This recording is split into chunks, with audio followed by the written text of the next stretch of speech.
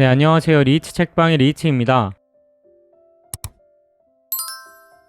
오늘은 키르케고르의 불안, 5번째, 불안의 개념입니다.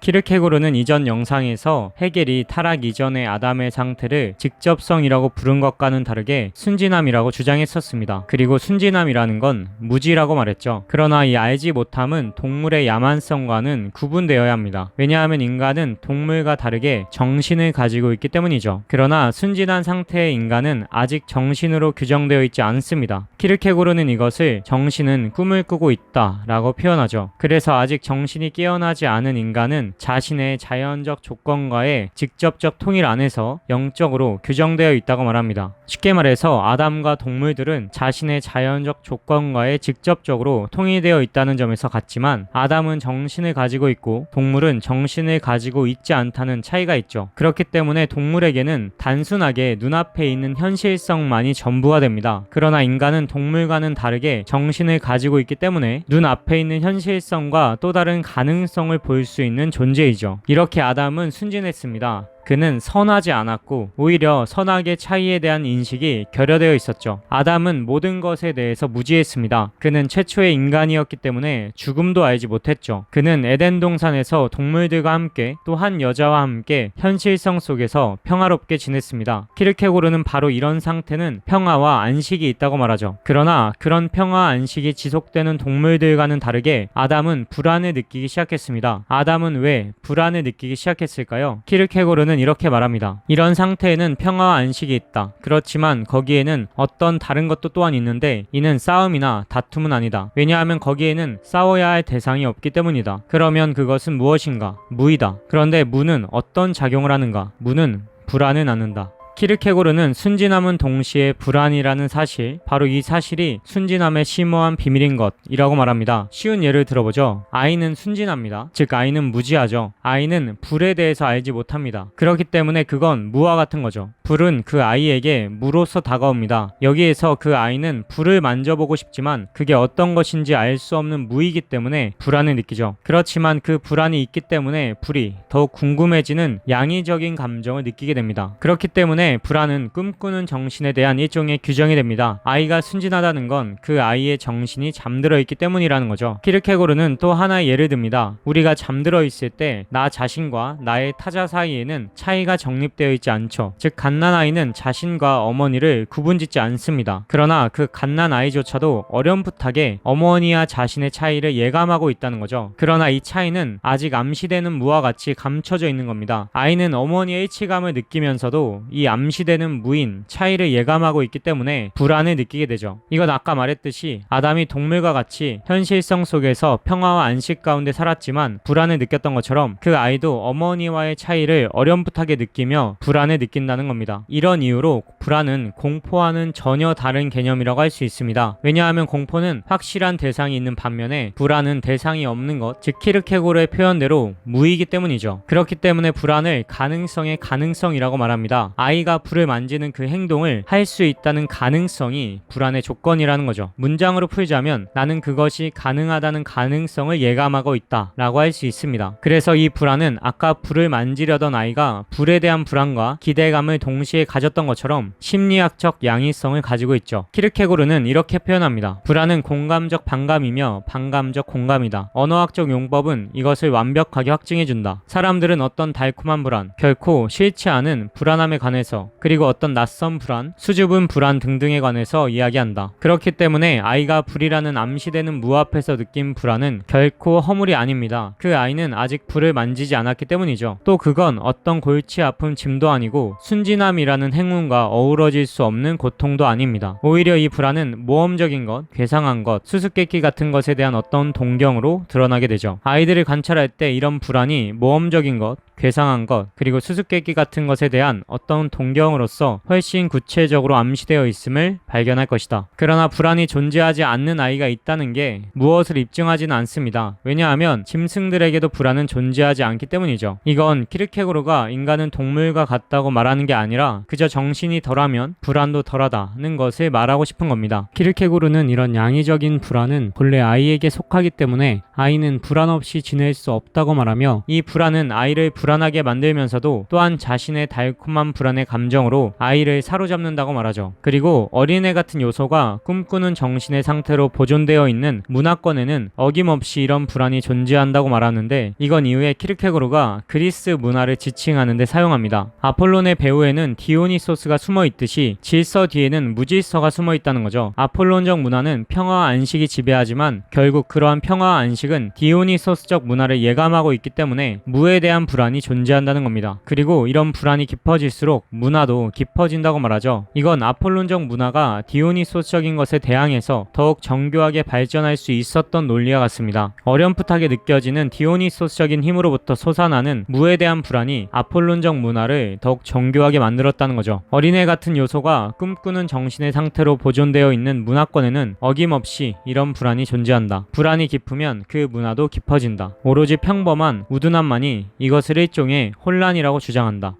제가 이해를 돕기 위해서 여러 예들을 들었지만 이제 아담을 예로 설명드리겠습니다. 아담은 어린아이와 같이 순진했죠. 즉 그는 무지한 자였습니다. 그런 그에게 무 대신 어떤 불가해한 말, 즉 금령이 주어지죠. 여호와 하나님이 그 사람에게 명하여 이르시되 동상 각종 나무의 열매는 내가 임의로 먹되 선악을 알게 하는 나무의 열매는 먹지 말라. 내가 먹는 날에는 반드시 죽으리라 하시니라. 최초의 인간에게 이 금령은 알아들을 수 없는 것이었습니다. 그러나 이 금령은 아담에게 자유의 가능성을 불러일으켰죠. 다시 말해서 아담은 무엇을 할 수 있는가를 전혀 모르고 있었는데 갑작스럽게 선악과를 먹을 수 있는 가능성이 금령과 함께 그에게 주어졌기 때문입니다. 이 가능성은 무와 같이 있으면서 없기 때문에 아담에게 불안을 일으켰겠죠. 아담은 이 가능성을 사랑하면서 동시에 피했습니다. 왜냐하면 그를 붙잡았던 것은 그 자신이 아니라 불안이었으며 어떤 낯선 힘, 그가 사랑한 게 아니라 오히려 불안을 느낀 어떤 힘이었기 때문이다. 그러면서도 그는 허물 있는 자이다. 왜냐하면 그가 불안 속에 빠졌기 때문인데, 그는 이러한 불안을 한편으로는 두려워하면서도 다른 한편으로는 사랑했다. 이보다 더 양의적인 것은 이 세상에 없을 것이다. 그렇기 때문에 이것은 유일한 심리학적 설명이다. 그러나 이 불안의 감정이 질적 비약을 설명한다는 건 절대 아닙니다. 다시 말해서 죄를 짓기 이전에 느낀 감정이 불안이었으니 죄를 짓게 한 감정도 불안이다 라고 말할 수 없다는 거죠. 불안은 질적 비약하기 이전까지 유효한 감정이지 그 질적 비약의 순간까지도 유효한 감정이 아니라는 겁니다. 즉 아담이 선악과를 먹은 행위는 불안이라는 감정 때문이 아니라 그의 자유에 의한 선택일 뿐이라는 거죠. 그렇기 때문에 이렇게 핑계거리를 만들어서 어떻게 해서든 자신의 죄를 경감시키려는 사람들을 향해서 키르케고르는 비난의 화살을 쏘아붙인 겁니다. 그렇기 때문에 우리는 자유에 의한 선택이라는 표현에서 키르케고르와 책임을 강조하는 실존주의가 이어져 있다고 말할 수 있겠죠. 키르케고르가 실존주의의 아버지라고 언급되는 건 바로 이것 때문입니다. 그런 견해들은 윤리학을 곡해하고 일종의 양적 규정을 끌어들이며 심리학의 도움을 받아서 윤리적인 것을 희생시키면서까지 사람들에게 아첨하려고 한다. 윤리적으로 성숙한 사람들은 누구든지 그런 아첨을 어떤 새로운 더 깊은 유혹이라고 생각하고 거부하지 않으면 안 된다.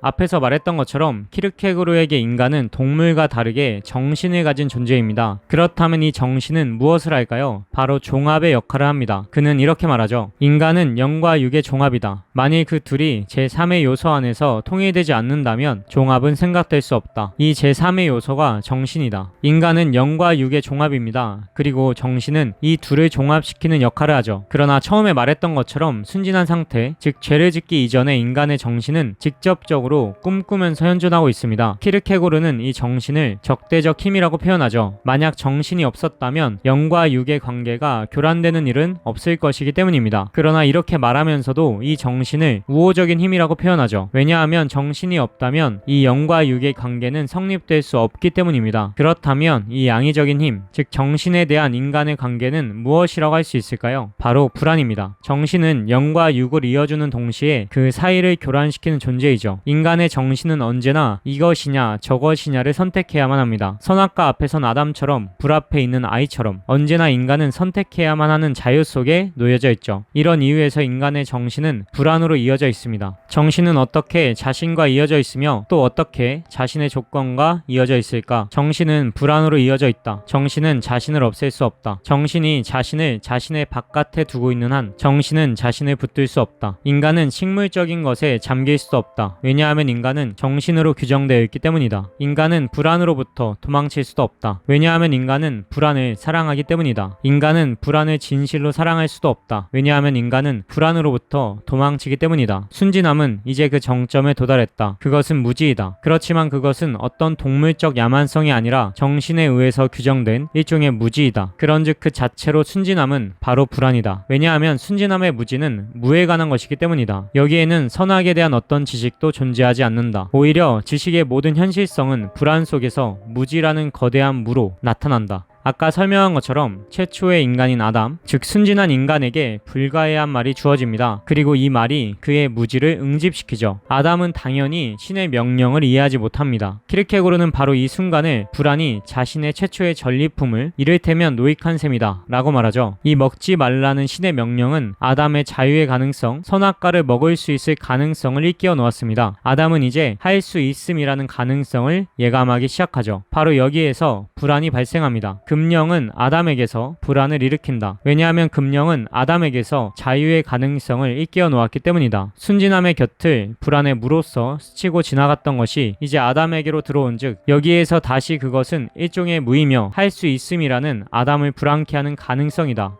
먹지 말라는 금령을 받기 이전에 아담은 자신이 무엇을 할 수 있는가를 전혀 모르고 있었습니다. 그러나 금령은 그에게 할 수 있음의 가능성을 일깨워 놓죠. 아담은 선악과를 먹지 않을 수도 먹을 수도 있는 그런 자유를 가지게 된 겁니다. 그러나 말했듯이 이 가능성은 있으면서 동시에 없기 때문에 일종의 무라고 할 수 있죠. 바로 이 할 수 있음의 가능성이 아담을 불안하게 하는 겁니다. 그는 자신이 무엇을 할 수 있는가를 전혀 모르고 있다. 그렇지 않다면 차후에 나타나는 것, 즉 선악의 차이가 흔히 일어나는 것처럼 전제되어야 할 것이다. 다만 할 수 있음의 가능성만이 무지의 훨씬 높은 형태로 불안의 어떤 높은 표현으로 현존할 뿐이다. 왜냐하면 훨씬 높은 의미에서 그 가능성은 있으면서 동시에 없기 때문이며 또한 훨씬 높은 의미에서 아담은 그 가능성을 사랑하면서 동시에 피하고 있기 때문이다. 그리고 아담을 더욱 불안하게 한 것은 할 수 있음의 가능성을 붙잡았을 때, 즉 선악과를 먹었을 때 이어지는 결과입니다. 아담은 최초의 인간으로서 죽음을 알지 못하죠. 그러나 그 의미를 이해하지 못하더라도 그가 선악과를 먹었을 때 무서운 생각에 사로잡히게 되는 것을 막을 수는 없었을 겁니다. 왜냐하면 동물이라도 사람의 음성에 담겨있는 의태적 표현과 몸짓을 이해할 수 있기 때문이죠. 바로 죽음이라는 무 또한 아담에게 불안을 일으켰을 겁니다. 그렇기 때문에 아담의 불안은 정점에 도달하죠. 그는 아직 죄를 짓지 않았지만 거기에는 순진함이 상실되기라도 한 것 같은 불안이 존재하게 됩니다. 이렇게 해서 순진함은 자신의 정점에까지 이끌려간다. 불안 속에서 그것은 금지된 것과 이어져 있으며 형벌과 이어져 있다. 순진함은 허물이 아니다. 그렇기는 하지만 거기에는 순진함이 상실되기라도 한 것 같은 불안이 존재하고 있다. 바로 심리학의 한계는 여기까지입니다. 죄를 짓기 이전까지의 상태를 묘사하는 일. 죄를 짓는 순간에는 심리학은 의미가 없어진다는 것이죠.